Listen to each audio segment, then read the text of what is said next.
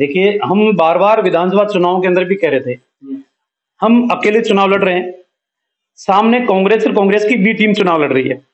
अब ये चौमू की जनता जान चुकी है और गोविंद सिंह डोटासरा खुद कह चुके कि मैं धन्यवाद देता हूं सिक्का मील को और छुट्टन यादव को कि इन्होंने दोनों ने मिलकर चुनाव लड़के और बीजेपी को हराया।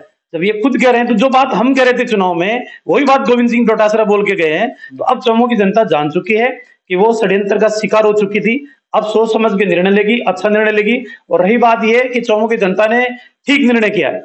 जनता आज भी जिस दर्द से गुजर रही है वो दर्द यही है कि उनको मुगालते में रखकर इस तरीके का निर्णय कराया। चौमू का विकास अवरुद्ध हुआ है। इनकी साजिश की शिकार चौमू की जनता हुई है। चौमू की जनता जनार्दन है, जो निर्णय करेगी वो स्वीकार है। लेकिन मेरी अंतरात्मा कहती है कि चौमू की जनता बेहतरीन निर्णय लेगी, अच्छा निर्णय लेगी, सोच समझ के निर्णय लेगी और वो विकास के साथ चलना पसंद करेगी। अच्छा, एक बात और कही थी, जैसा कि आपने कहा कि यहाँ के विधायक और उनकी बात दोनों ने मिलकर इस चुनाव को इस तरह से किया।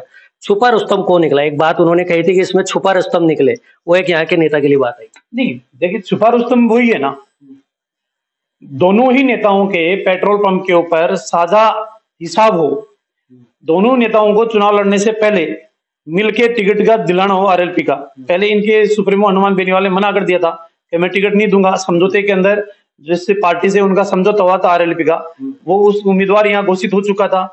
उसने प्रचार प्रसार चालू किया था कि साजिश के तौर पे टिकट का बदलवाना, उसमें मोटी रकम देना, फिर दोनों का मिलके चुनाव लड़ना, पेट्रोल पंपों के दोनों का हिसाब पेट्रोल डीजल का साथ साथ होना।